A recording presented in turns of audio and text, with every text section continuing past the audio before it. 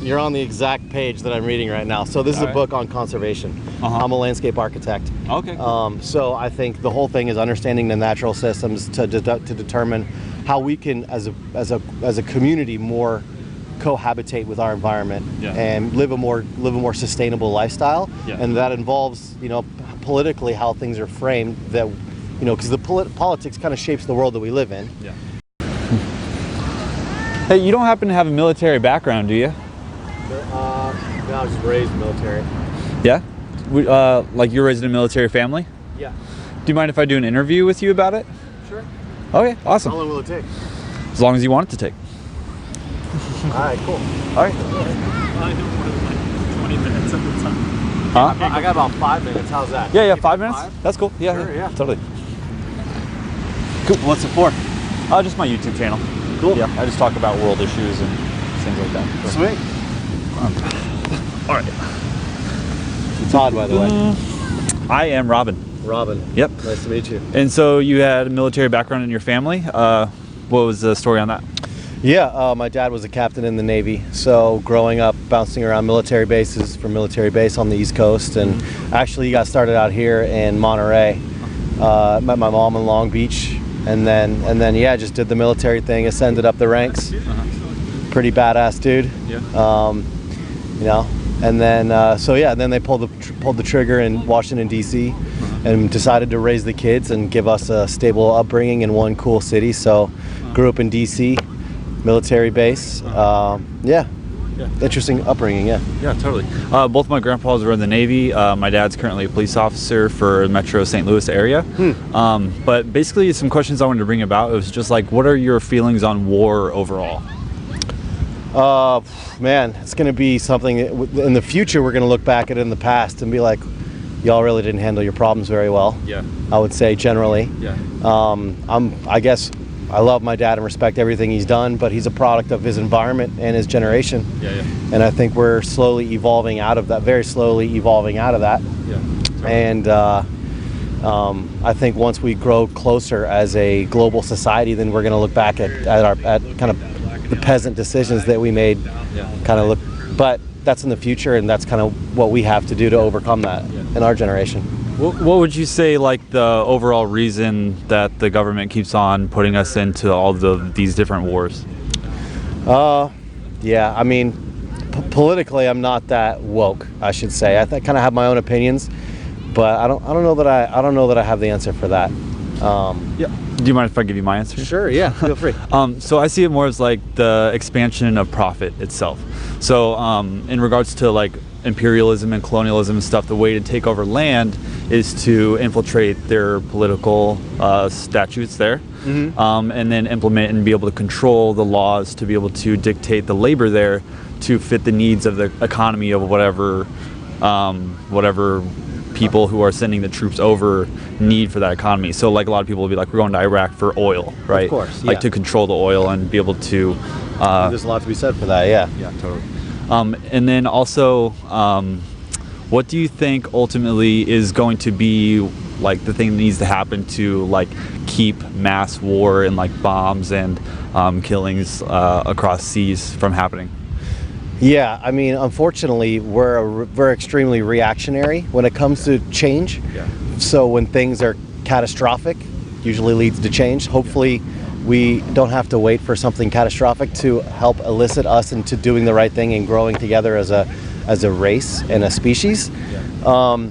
But to help us get past that, it's dude, you're asking some deep questions here, man. I know. Yeah. I haven't given this a lot of thought. Yeah. Just in terms of the whole like high in the sky holistic nature of it's just stupid. Yeah. You got to work through generations and generations of brother killing brother and border wars. I mean, I totally agree with you that there's built-in greed and trying to sustain your country's wealth and well-being so that you can protect what's yours. Yeah. Nationalism, right? Nationalism, 100% nationalism.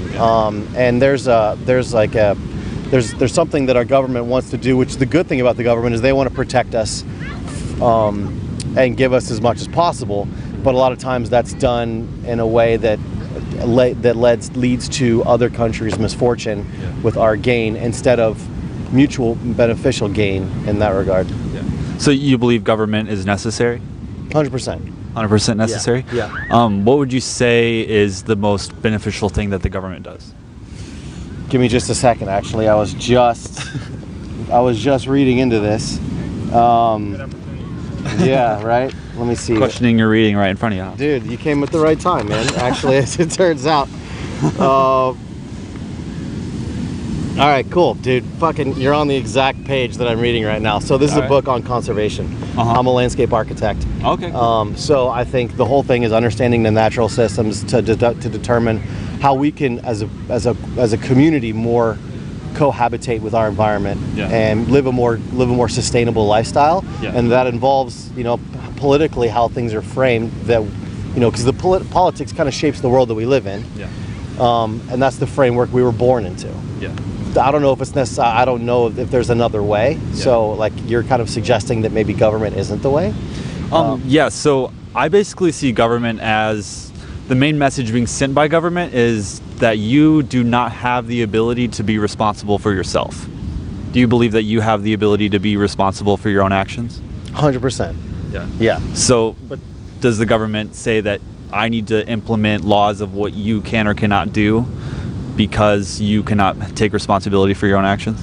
Yeah, well, in a utopian mentality, that's correct. But unfortunately, there's people out there that we need to be protected against. Yeah. People that aren't raised right, or maybe just are terrible products of their environment, that allow us that allow the global society to excel because of maybe I mean, in other countries like the Czech Republic or other more Eastern countries that are very homogenous, they might not need as much regulation, but because of the diversity of the melting pot of the United States, I believe that there's a larger pool of people to govern. There's a wide variety of interests, I think, socially in America.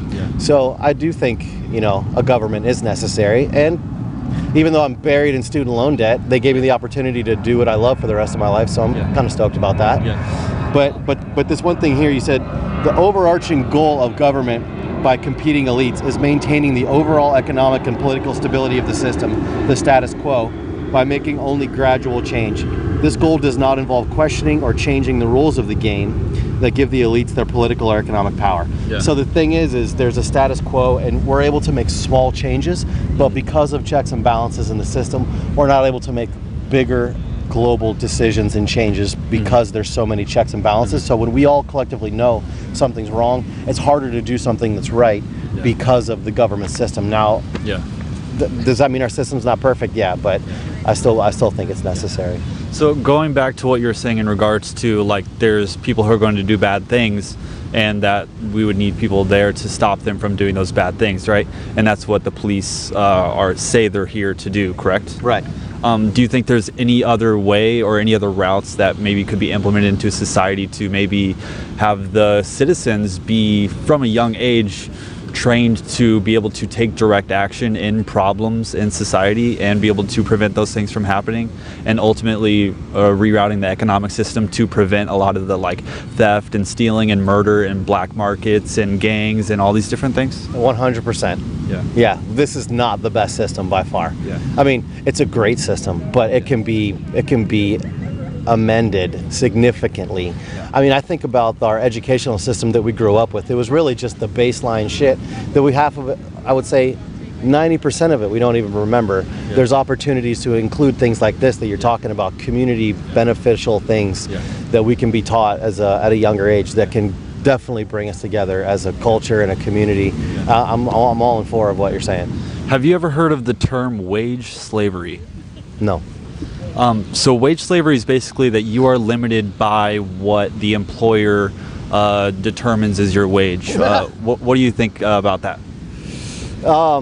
Yeah, it's another part of the system, right? The system kind of determines it's market based.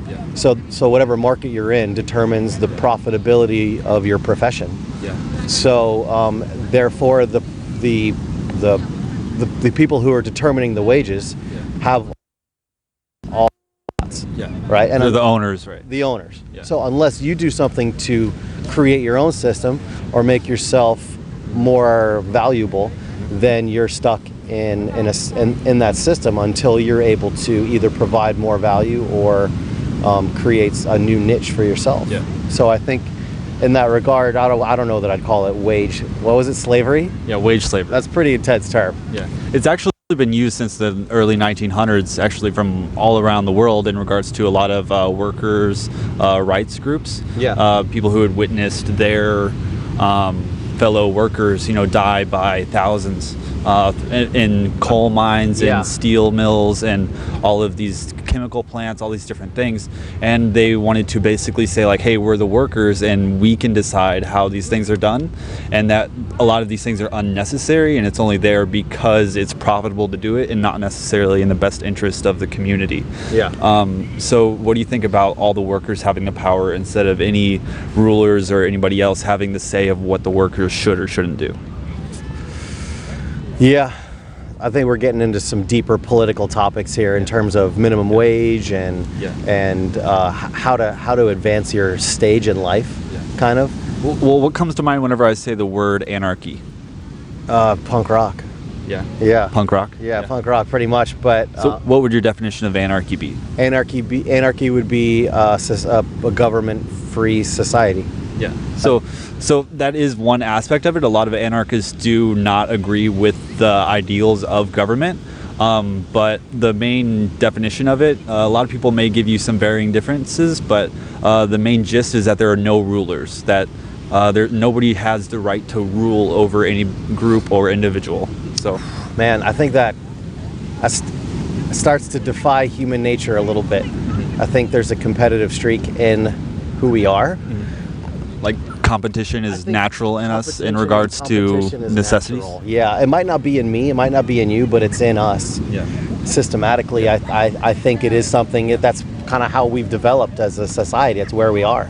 So if something's natural, does that justify its existence, or do we know that like we could mentally change the way we look at a different thing and then change our actions based on new knowledge of understanding the way we've done things in the past and then move into a new way of thinking about it? Yeah, 100%. Yeah. I mean, we can be instinctual and natural as long as we are, but the more information that we develop and share, the more informed we are into creating a more ideal society. Totally. So yeah, no, I agree with you. And if there's another way and there's another system, I think everybody would be open to it if it showed the benefits. Yeah. So there actually have been some times where an anarchist society actually existed, and it was actually led by women. And they started their own community where they started building their own houses, they started growing their own food, they started doing everything self-sufficiently in ways that made sure it didn't destroy the environment, that made sure everybody was on a volunteer base, that they weren't forced to do any work, but they were all volunteering to do the work, and they worked for the care of the other person, like, you're here for you. I'm here for you, and I want to do labor for you, not for anybody else who may be forcing me to do something that I don't want to do, that may be also hurting the environment or many different things, right? Yeah. So in regards to anarchism, we see it as like there's the federal government, well, there's the global government, and then there's the federal government, state government, and then there's community. So anarchism is basically taking out all those top ones and just having the power in the community. So the ones who are making the decisions about what's going on in the community are the ones who actually live there, instead of people who are somewhere else and dictate the rules without actually even personally knowing any of the people or their desires or their personalities or anything that may be going on within that community.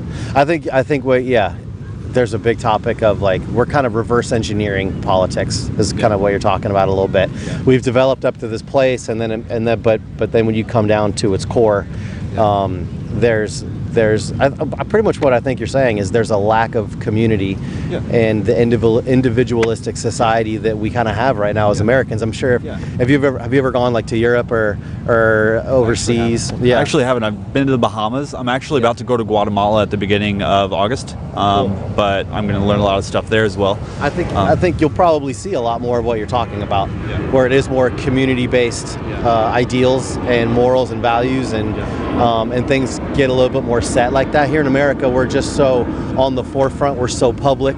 we're all so connected that it's hard to get back to that. And it's got to be weird to think to break free of the system. Because we're kind of ingrained in the system. And there's fear in breaking away from the system, and it's going to take the work of a community to support each other.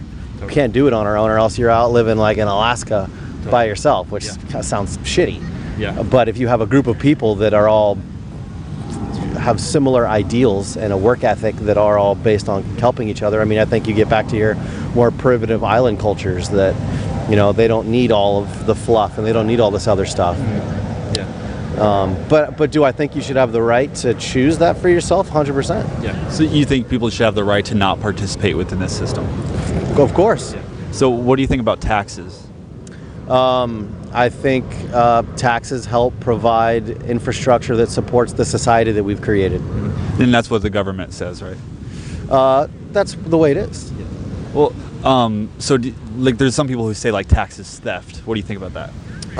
I think in the way that our culture's evolved, taxes are necessary to support our infrastructure, or else you're going to start having, breakdowns in the system, and then everybody's going to start freaking out. So I don't know that we've really determined a way out of it.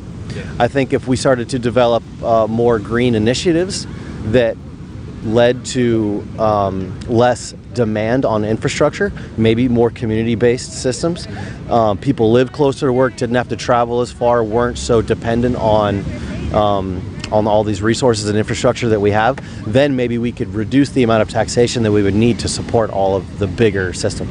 What if I told you that I know for a fact that tax is actually extortion?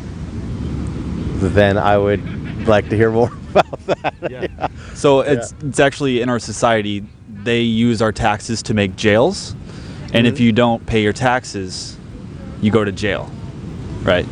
So if you don't participate within the current economic monetary system, then you get locked in a box, right? Or even if you just break a law that there's no victim. There's no victim to breaking the law, like crossing the street, right? You could get a ticket for jaywalking, right? And if you don't pay that ticket, then you'll get the court will have a warrant out for your arrest, right? And then if the police come and they say, hey, we have a warrant for your arrest, we need to take you, and you say, I didn't do anything wrong, all I did was walk across the street, there was no victim, and then you refuse to let them take you, if you refuse hard enough, they'll kill you, right? If you try to keep yourself from being taken by the police to the point, if you're like, I don't know if they'll kill you, but you'll just go to jail. But if they'll hold you down and take you to jail, but if you then try to resist enough to be like, you don't have the right to kidnap me, to take me to this jail because I didn't do anything wrong, all I did was walk across the street, and you defend yourself, then they will kill you. I think you're probably in the wrong country for that. I think if that's the mentality, which I support, you believing whatever you want. I was raised in a military family to get back to where we started, so I support our country and what we believe in. Do I think we can amend it? Yeah, but I think if you think to this level of extreme about your own community and your own ideals, then you should be able to do that in a place where you're not going to get penalized for it, and you will be here. So, but you did say that you feel like as though somebody should be able to not participate within the society if they don't want to, right? So I actually decided to do that. I decided not to get a job. I decided not to up the that I am forced to live outside on the street because I can't pay my rent. What do you think about that? Do you think simply because I don't want to participate that I should be forced to live outside, not under a roof? Everybody's got to comply to some degree. I mean, if you want to change the game, you got to at least be able to sustain yourself. Is that the truth? Are you? I mean, well, with what you just said, you said that you think people should not be able to participate, but if that non-participating comes with suffering, is that really not participating to the full degree? Like, yeah, there's a fine line.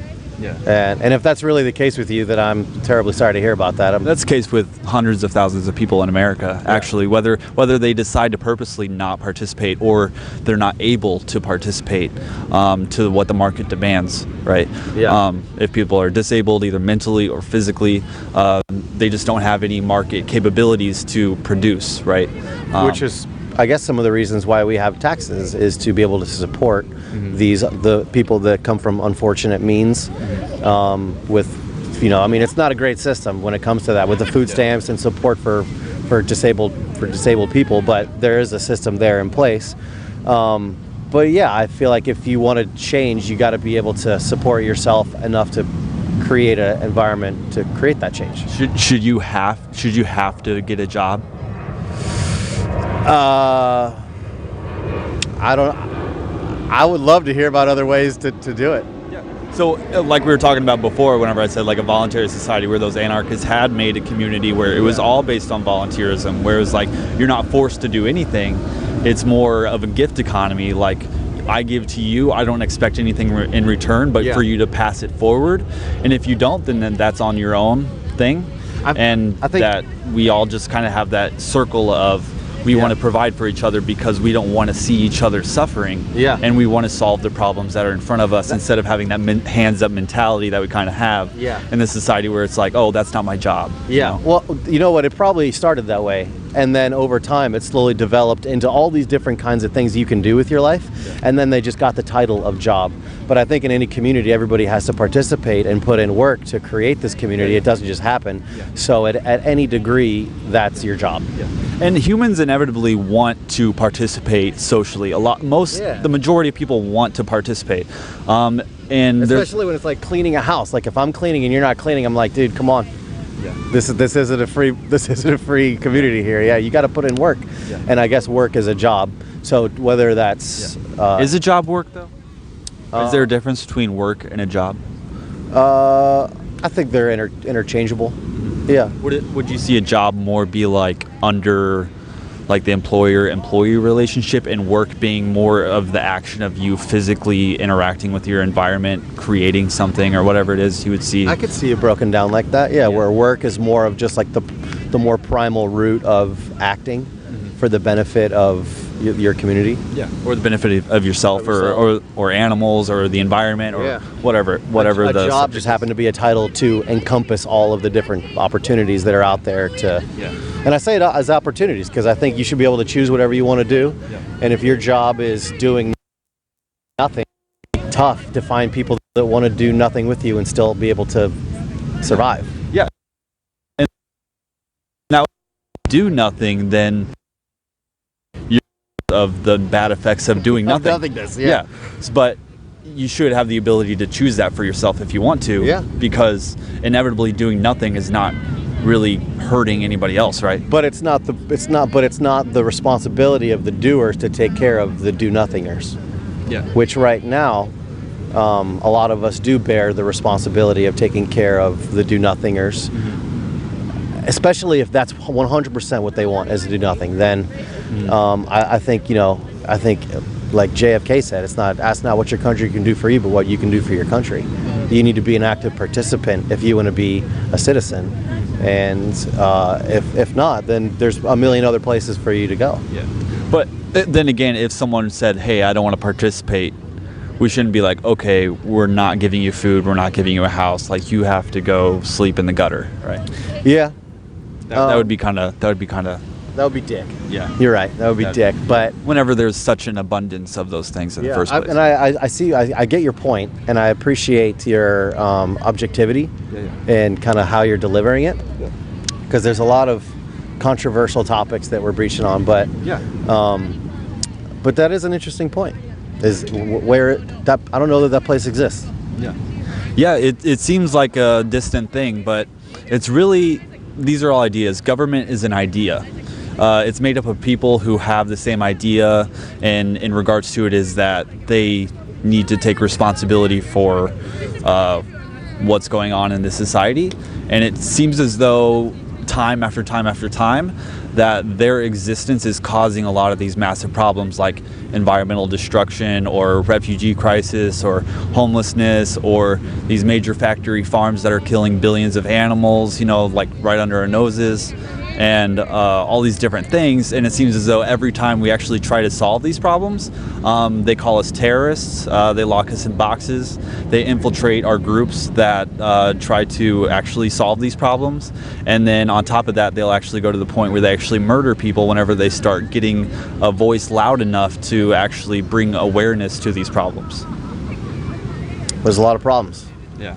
You highlighted a lot of problems. Yeah. Yeah. So these are some major issues, though, that are like even in regards to climate change and stuff like that. It seems as though 100%. for a while, all these things, we keep on going like, government, like, please solve this problem. Government, solve this problem. We need you to solve this problem. And it just seems as though it's getting more destructive over time. And it's going to come to the point where people are going to be like, okay, we're not. We gotta unfuck all of your undoings. Yeah. Everything that you've done up to this point, we have to kind of figure out a way, like climate change. Like we need to grow into a more social. Not I don't know if social is the right word, but a more green society that respects the earth a little bit more than we do, so that we don't have to like create all this money to go fix the nuclear waste sites and the trillions of dollars that goes into the poor decisions that were made previously, and to move forward and to live in closer harmony with each other and with nature.